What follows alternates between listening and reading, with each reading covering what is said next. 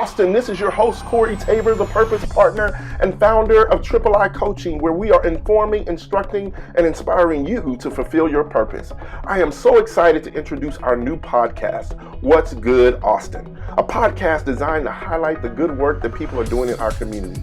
You know, I've lived in Austin for over 25 years since moving here from Abilene, Texas to attend the University of Texas. Hook 'em horns. I love our community, and I want you to know about many of the good things that are happening in our city. So many of our media outlets thrive on the challenging things that are happening in our city, like record-breaking homicides, a high population of residents experiencing homelessness, and the traffic. Let's not start talking about the traffic. With all the challenges we see on a daily basis, we need a hope shot, something that will inspire us to partner together to see the change we want to see in our city by being the change we want to see in our city. So I will be interviewing people who are doing good work in the business and nonprofit sectors, as well as in our education and faith communities. We might even interview a few celebrities because they tend to love Austin too. There's an often quoted slogan that says, "Keep Austin weird." Well, we're going to keep Austin winning by focusing on the good work we're seeing in our city. Now I need you to go to your preferred podcast platform and subscribe to What's Good Austin. Then share this podcast with your friends, family members, co-workers, and your crazy cousins. Let's kick off 2022 with a bang, focused on looking forward to seeing the journey that we can have together as we discover what is good in our city and partner together to make Austin even greater. Again, this is your host, Corey Tabor, the Purpose Partner. Until next time, remember to love your family, be a good neighbor, and make a deposit in someone else's life today.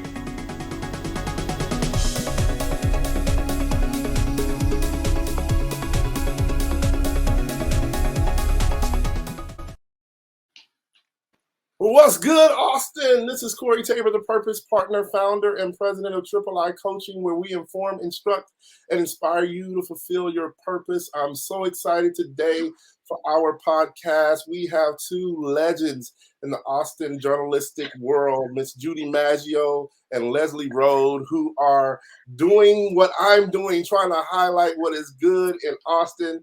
And so we're going to be interviewing them today. But to introduce myself briefly, I grew up in Abilene, moved to Austin to go to the University of Texas, Hook 'em horns, spent my $100,000 there, got fully invested, and I've stayed here in Austin to continue working in the nonprofit sector, primarily through churches and nonprofits and ministry and those type of things. And I currently work for a faith-based nonprofit here in town, do some consulting with another business nonprofit here in town, and also run Triple I Coaching, my coaching firm where we inform, instruct, and inspire people through speaking, coaching, writing, music, publishing, conferences, all that kind of stuff. So What's Good Austin was something that I came up with just to try to highlight the good things that are happening in our city. And as I heard that Judy and Leslie were doing something similar with ATX Good News, I said, oh man, we got to get together and talk about what's happening with ATX Good News and really kind of cross promote. Because all of the news that we hear in our society today is bad news. I mean, it is marketed because that's what sells. That's what creates engagement through our social media, but also through our media outlets. And so we're going to take some time today to talk about what's good. So we start off with a kind of rapid fire question of Austin and you. So I'm going to start with Judy here, these 5 kind of rapid fire questions that we'll start with real quick, and I'll make you the highlight here, Judy. So all right, Judy, here we go. How long have you lived in Austin? I moved here in 1978 to go to the University of Texas. I know I'm dating myself, but yes. I was a child prodigy. I started when I was 5 or 6. Exactly. Okay, so you came to go to the University of Texas. What do you love about Austin? You know, I love so much about this city. I often say that I love Austin the same way I love a human being in my life. And sometimes you have to have tough conversations with people. And sometimes I want to have a tough conversation with Austin about, hey, where's the infrastructure? How bad is the traffic? But what I love about it most are the people. The people here are welcoming and warm and caring. And I think both of our missions with your show and our show is to highlight some of those warm, wonderful people. And I also think it's a place where creativity and differences are celebrated and not hindered. And the final thing would be the natural beauty. I love being out and hiking and swimming and just enjoying the physical beauty of our community. That's awesome. So what would you say is your favorite place to be in Austin? Like if you could be anywhere in Mhm. Austin, Texas, where would you like to be? I'm a big Barton Springs lover. I'm one of those crazy folks who plunges on New Year's Day, but there's something about Barton Springs that I feel like it's almost like the soul of Austin. When I'm there, I look around and I kind of see old Austin, and you're swimming and you can see the city skyline. And to me, that feels like Austin at its best. Awesome. All right, now this might get you in trouble, but I don't want it to. I just want you to be honest with me. What's your favorite restaurant in Austin? You know, Austin is known for food. What would you say is a favorite place for you to go and get something to eat? I'm really bad about trying all the new places. My daughters always say, "Why don't you try this new place or that new place?" And it's like, because I know what I like, but I know I need to. But I would have to say probably Warro's down on South Congress. I have so many memories there of being with various friends, and I'm just a lover of good old Tex-Mex food. So I would have to say Warro's. That's awesome. Yeah, my wife is African American, but I think inside there's Mexican blood because she can eat Mexican I food love it. every day. You know, I don't eat cheese, but I have learned to eat Mexican food without cheese. I get enchiladas without cheese. I get fajitas without Sure. cheese. You know, you just find a way to make it work if you're going to be successful in Austin and in Texas. So thank you so much, Judy, for sharing those kind of quick things and letting us get to know you in that way. Let's move on to Leslie. Ms. Leslie Rhode, talk to me. How long have you lived in Austin, Texas? I have lived in Austin 21 plus years. And that's two different stints, Corey, two different stints. I lived here for a while, and then my family and I moved to Washington, D.C., and then we just couldn't wait to get back. So we came back. So add it all up, it's 21 plus years. Awesome. And what originally brought you to Austin? My job, I had a job at KXAN News. That's where I've always worked when I was in television news here in Austin, and that's what brought me here. From Arkansas, I'm originally from Arkansas and grew up there and worked there for a while, but moved here, I want to say 96 to start working at KXAN. Oh, awesome. So I was in college when you started at KXAN. That's why I'm so connected to you and Judy. Like I watched you for years on television every night, you know, between the two stations you guys were working at. And what's interesting is that did you know that Arkansas is in the Bible, Leslie? Did you know that?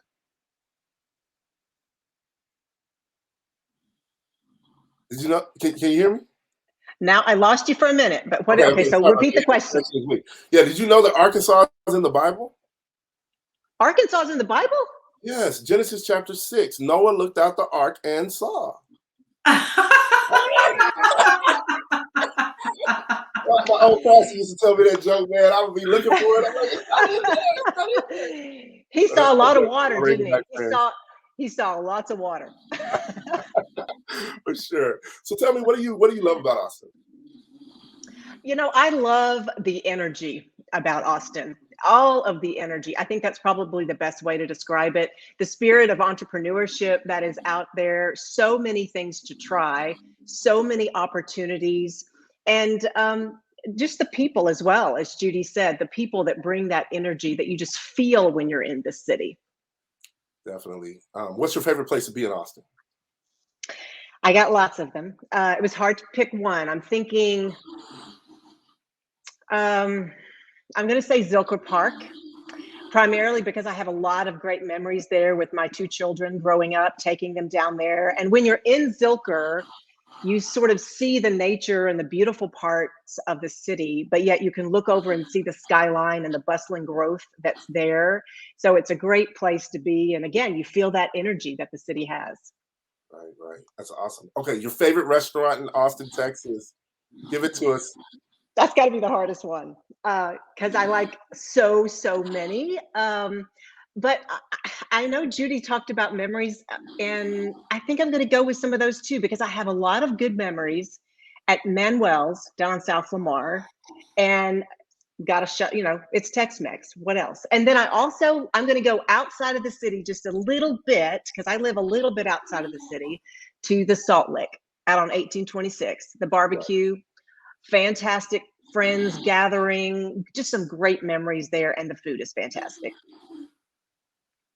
Yeah, and the little fire pit, man, that thing is so cool. Oh yeah. At the original Mhm. Driftwood location. Everybody in the north, they know about the one by the Dell Diamond, but that's secondary to Driftwood. Driftwood is it. Yeah, I've never been to the one at Dell Diamond. I didn't Oh think yeah, there it's was right such a next to thing. the Dell Diamond. Yeah, it's right next to the Dell Diamond near the parking lot. That's the one I can get to the closest. So when I go, that's where I end up. So Okay. well, man, so good to get to know you all a little bit. Let's talk a little bit about your backgrounds and your careers, and a little bit about the show ATX Good News. So, tell me, Judy, about kind of how you got started in journalism. What brought you to the journalistic kind of field? Well, I was very involved in speech and debate in high school, and there weren't that many women on TV in the 70s as role models, but it was something I always kind of aspired to because I love to write and I love to perform. And my speech coach in college was the one who encouraged me to study journalism. And I came to the University of Texas, and I was one of the very lucky ones who got a job right out of college as a rookie 21-year-old reporter at KVUE back in 1981. Again, I'm dating myself. So that's how it all started. And I spent, unlike a lot of people in TV, I spent my entire career right here in Austin, Texas. 21 years at KVUE, and then I jumped ship and went over to KI when CBS, the network, bought them, and I was there for 11 years. Awesome. Now, tell me, what role has education played in your journey? Well, hook 'em horns. I bleed orange, and I'm a graduate of the University of Texas, and I have to say that my internship was the springboard for my career, and it was my college journalism professor who nominated me for an internship with WFA-ATV in Dallas at their Capitol Bureau. And it was because I had that experience in Austin at the Capitol Bureau, and on the recommendation of the reporter I worked with, I was hired as an entry-level reporter at a very young age here. So I'd say education in the form of internships and those hands-on experiences as a college student really paid off with starting my career. I often tell students, as I counsel them and coach them on purpose, that the educational experience is a combination of in the classroom and outside of the classroom.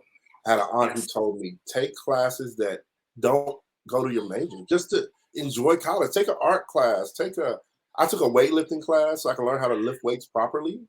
Because when I came to college, I weighed 120 pounds, and the freshman did not happen for me. So I was like, I'm gonna go in here and lift these weights, try to get to 130. Yeah. Uh, I took Yeah. a tennis class because I watched the French Open and Chang winning the Yeah, French that's the Open. beauty of it, right? Yeah. Right. Yeah, it was And just so as awesome. journalists, we're supposed to know a little bit about a lot of things. So Mhm. in college, I tried to also take a wide variety of political classes, history classes, science classes, because I knew these were areas I would have to cover as a journalist. Yeah, it's so good. I mean, I really Mhm. feel like students sometimes get so pinpointed on what their major is that they miss out Mhm. on what's going to make them a well-rounded employee, which is the experience in the classroom, but also outside of the classroom. So Right. I think internships are so significant because they teach you what you're good at and what you're not so good at. You move from being unconsciously incompetent to kind of being, okay, consciously incompetent. I know what I don't know. So now I know what questions to ask so I can get a mentor, somebody that can help me to get to where I ultimately want to be. So I think education is not just that formal component in the classroom, but it's also the Mhm. informal outside of the classroom. Absolutely. Oh yeah. Tell me about the role that your family played in your journey. Well, my family was very supportive. I mean, I know some people's parents say, you can't major in journalism or English because you'll never get a job. I mean, my family, especially my mom, was always very supportive and encouraged me to do the things that I was good at, that I enjoyed pursuing. And, she believed that if you pursue your passion and you enjoy your work, then you will be successful. And that's something I've tried to pass on to our kids, is that it's okay to not study something that traditionally is going to make you a lot of money. If you really put your mind to it and your heart into it, then you will be successful. So I think that was probably it. They might just had. I was lucky to live in a household where my parents loved me, and you know Mhm. helped pay for my college education and encouraged, education was always front and center, but also just lovingly supportive of the endeavors that I wanted to pursue. That's awesome. I tell people all the time, if you pursue your purpose with passion over time and you perfect it, it will produce a paycheck. Now, it may not be the paycheck, it may not be the salary, it may not be your salary or vocation, but it can be supplemental. And I tell people all the time when I talk about purpose, there's a difference between being passionate about something and being good at something. We watch American Idols, auditions every year, and there are people who are passionate about music, but it is a hobby, not a career. Yeah. If you struggle with the English language, journalism isn't going to work for you. You're not going to be able to walk. Not walk. You're not going to be able to write. You're not going to be able to articulate on screen. And so, people have to find what they're passionate about, but have a gifting, a natural ability, acquired skill connected to it that'll help them be effective. What do you wish you had known when you started that you know now? That's always a hard question. As it relates to ATX Good News, our current project that Les and I are doing, I would say I wished I'd known that we were going to kind of be overwhelmed with so many people responding and sending us stories, and we weren't prepared. We were going to kind of slowly introduce this and make our way, but we're 6 weeks in and we've just been really touched but a little bit overwhelmed by the number of people who've reached out and the story idea. So we're having trouble because it's just the two of us keeping up. So maybe launching a little slower and kind of gradually reaching up. But hey, that's not a bad thing. That's a good thing. And as far as something I would like to tell my younger self, I feel like I missed out on the entire 1980s because I was trying so hard to get ahead of my career and do well. And it's like people make pop culture references to the 80s or music references, and I go, oh, was that a great movie? Was that a song? I don't know. I was working so many hours and so hard that I never lifted my head up to kind of enjoy my life in my 20s. And I think young people today have a better balance. In my generation, my mother didn't work outside the home. So, we were just so excited that, here we were able to take on the world and prove ourselves. And I think I would like to tell my younger self to take a little more time to chill, do some yoga, meditation, take a walk. So yeah, that would be it.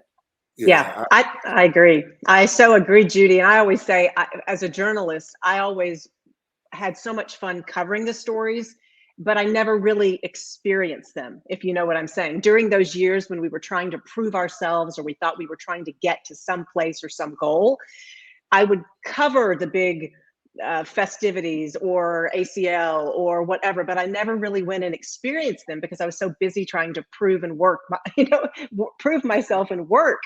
And so that's what I would tell myself. Don't forget to enjoy the experiences along the way. That's for sure. Yeah, and I think with both of you all being women in the industry, where honestly it's just not equal. The pay is not equal, the opportunities aren't equal, the pressure you have to have the look. I've seen people get pushed out of media because they turn 45. It's like they still look amazing, but there's this 22-year-old who's another image of what the media wants or what the owner wants or whatever. And so talk to me about what it was like coming into this sector, Judy in the 80s and for you, Leslie in the 90s, when still we weren't having women headline shows. There wasn't. I remember Connie Chung, she had one of the evening news shows for a while there, but we were still seeing women try to get their foothold, in the news sector. Tell me what that was like as a woman coming up in your career. Leslie, do you want to start with that one? Sure. I'll start with that. First of all, Corey, I don't know what you're talking about. People never get pushed out of television news because of their age. I mean, never. Never. No. I've never known that to happen. Yeah.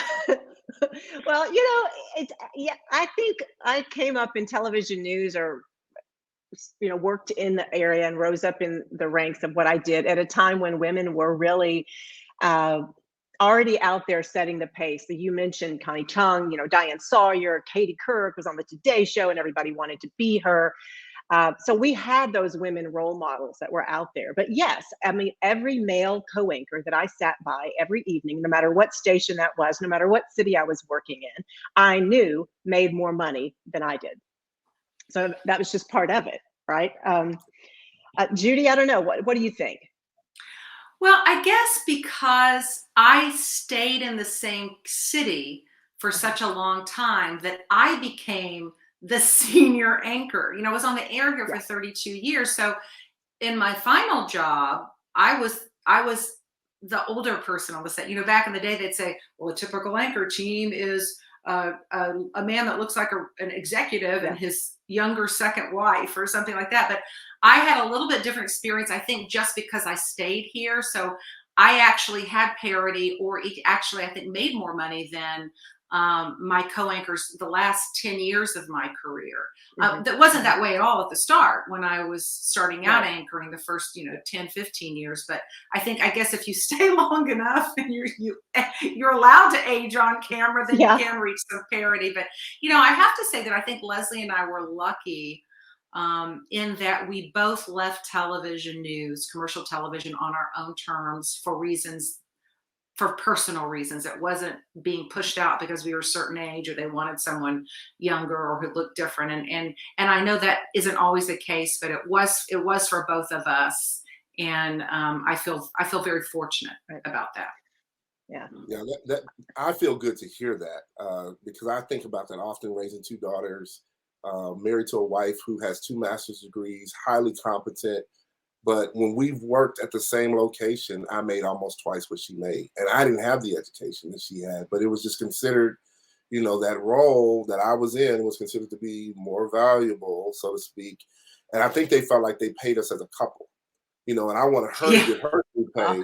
You know what I'm saying? And I'm like, I should get my due pay too. So like whatever you giving me for her, first of all, you should be giving me mine, giving her hers.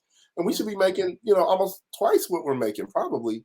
But it is the reality of our situation. And my hope is, as a business owner, to pay people what they're worth.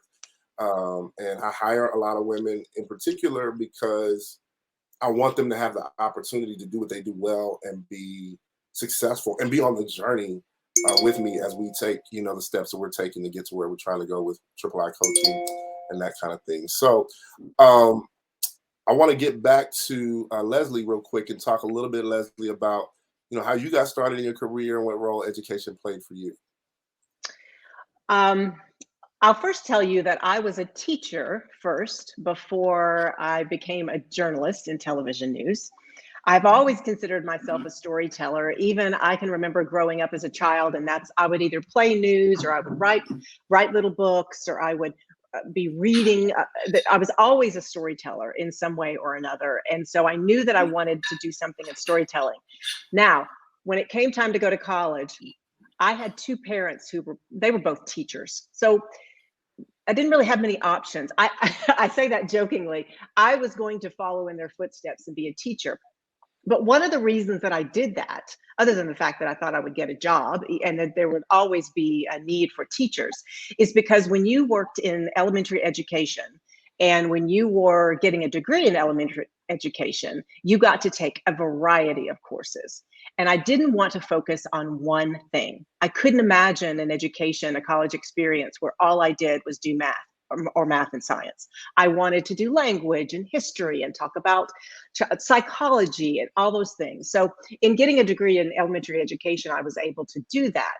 And then I taught school in Arkansas, my home state, 4th graders. I loved it. Perfect age. If I went back to teaching, that's the age I would teach. And I decided through all of that, the whole time I was getting my degree and even as I was working, I always had this little inkling in the back of my mind. I really want to tell stories in television news. That's where I really want to make a difference. I wanted to be part of a community. So I wanted to work at a local television station. That was always my dream, but I didn't quite do it because I was a little bit afraid to do it. Well, after I taught for a while, I decided to go back and get my master's degree in communications and radio television. And so I kind of had a second stint in school to go back and then focus on journalism. And I think I just had to build up the confidence of being out of the house. I was the youngest one in the house.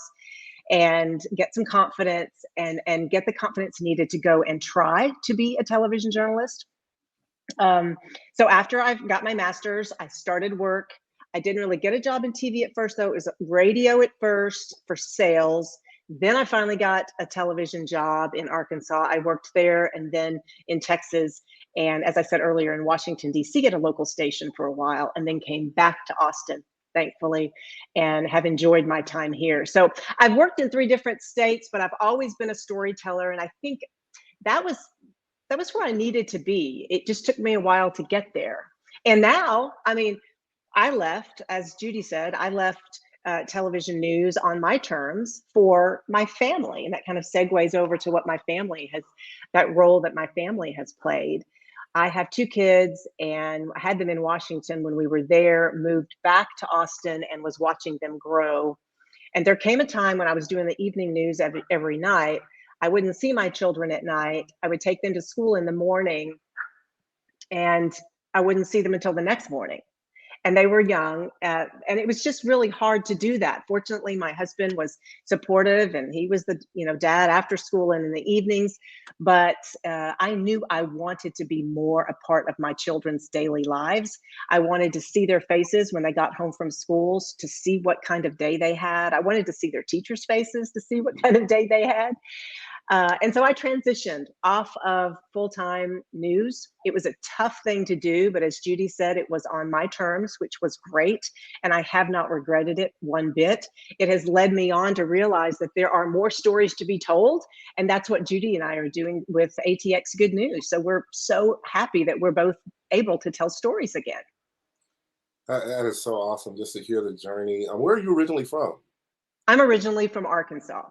Okay, got you. Yeah. So to hear the journey and the story, I think I talk a lot in my book about Prioritize for Your Purpose, about knowing your spirit, which is like your values, your belief systems. For people of faith, it incorporates their understanding of God, but then it goes into knowing yourself. Like, what are your natural abilities, your acquired skills? What is your personality? How do you respond to others and opportunities? How do you respond to people and problems? But then we get into like knowing your season. And I think what you guys have both communicated is the season in your life kind of dictated what you did in your career. So there were seasons in your life where you worked your tail off to get to where you wanted to be career-wise, but you had to sacrifice being a part of whatever it was that you were covering in order to get to where you wanted to be. But now you're saying, Leslie, for you, the season of parenting became more important because you wanted to be in your kids' lives at that stage. I know when we got pregnant with our second daughter, I knew I had to make some adjustments. One adjustment was driving Uber and Lyft on Friday nights to pay for daycare. And the second adjustment was I was on 7 boards of directors, including the One Star Foundation, One Star Service Commission board that the governor appointed it to. And I had to get off of like 6 of those boards. I didn't leave the One Star board because when the governor appoints you, you stay. Because governor, right? I mean, me and Governor Abbott, we try to get things done. So, but I was trying to make a difference in the community, but I knew I could not be the dad I needed to be, which included me doing night duty, so that my wife could sleep through the night, because she can't go back to sleep as quickly as I can, and she can't survive on as little sleep as I can. And so I would get up when my daughter would wake up, and I would, give her some crackers, and then I would eat some crackers. And so my wife got pregnant and I gained weight. I don't know how that works, but that's exactly what happened. But it was about shifting my focus from my community work and my career to my family. Now my daughter's 3. She sleeps through the night. She's potty trained. So I'm launching What's Good, Austin. I'm writing books again. I'm out speaking more. And every season of your life will communicate, if you listen, to the choices that you need to make to do life well, whether that be with your friends, your family members, your coworkers. I tell friends all the time, man, I took the season of college for granted related to what relationships are going to be, because after college, you don't have 10 hours a day to hang out with your friends and stay up all night and go to IHOP and, wake up at 10. It's like you're commuting an hour to work, commuting an hour home, working 40 to 50 hours a week. It's just not the same. And so every season, communicates a unique component of our purpose. Well, tell me, Leslie, what do you wish you had known when you started your career that you know now? A lot. I think part of me wishes that I would have tried other areas in journalism other than television news a little earlier in my career that could have just lasted a little bit longer. I used to joke with people, say, well, I'm not going to stay in this forever because I'm sure when HGTV gets here, I'll be off the air. Like I'll be too old for that. When they get that high definition stuff, you're going to see every wrinkle. It's not going to work. And oh, they brought in all those special eye lights and all those fancy things and makeup changed and everything just so we could survive that. So I somehow survived high definition switch over. But I wish I would have been able to, kind of going back to what I said before, to find some other areas in storytelling that I could have latched onto that didn't require me to be there, not so much on air, but so much in the evening every day and 20 in all the hours that my kids needed me there. I wish I could have transitioned to something that would still allow me to storytell in television news, but yet not demand me to be there the hours that I was there. Well, that's helpful to know. And I think part of my goal in asking that question on this show is for a 20-year-old who's getting ready to do an internship and they think that internship will get them to where they want to be. And they are thinking, what choices am I going to make with my time, my talent, my treasure to get to where I want to be? But is where I want to be where I really want to be? Mm-hmm. I think when you're young, you think money is everything. If I just make as much money as you can. And the benefit I've had of traveling to Africa, going to Kenya, Ethiopia, spending time with people in developing countries is that there's a high level of happiness with less resource based on the fact that they are rich in relationships. Mm. So when I went to Kenya, there was no start and end time. You just show up until you're done and then you leave. So, obviously they've adopted some of the, starting at a certain point, but there's this looseness of the schedule that says relationships are more important than tasks, than checklist, than acquisition, than self-actualization or moving up the ladder. Relationships is what's important. And I saw people choose to live their lives in a way that valued relationships. And they were more successful as leaders, in my opinion, because they were able to mobilize people at a greater level because relationship was the equity, the resource that was leveraged to get the job done. As compared to here, we just pay people more. You know what I'm saying? It's like, okay, I need you to stay here, so I'm going to pay you more money, as compared to building a relationship with someone where you can actually cash a relational check and say, hey, I know we may not be able to afford you, but the way we built this team, I don't see this team without you. And it kind of gives more value to the person for who they are and not just what they do. So Corey, I also say I'm going to backpack on your purpose because I can't wait to read your book. I love everything that has to do with it, but brand is very important. And I wish I would have been more comfortable and really spent some time doing some of the things you're talking about in looking for my personal brand. You want to call it my story, my values, whatever, because as you work, you become, you start living someone else's brand in some ways, or you can, because the company you work for, the television station you work for, you represent them and you're living by their brand. And so often I think we lose sight of our own brands and our own purpose and our own values of who God made us to be, right? Yeah. And so I wish I had established that. And that's kind of hard to say looking back, 20 something, it's hard to say that. But that's so important as you go through any line of work in any industry. It's being really comfortable and strong in your own personal brand. That's so true. I think sometimes people don't feel like they have permission to do that. So they feel like, I just got to be what they want me to be in order to do what they want me to do so I can get what they need me to get. So, and I've lived that before, because I was like, okay, I got to take care of my family. So I made choices to not pursue certain dreams, certain goals, because it was like the job was how I fed my family. Thank you for tuning in to What's Good Austin. Please like and subscribe to What's Good Austin by Corey Tabor podcast.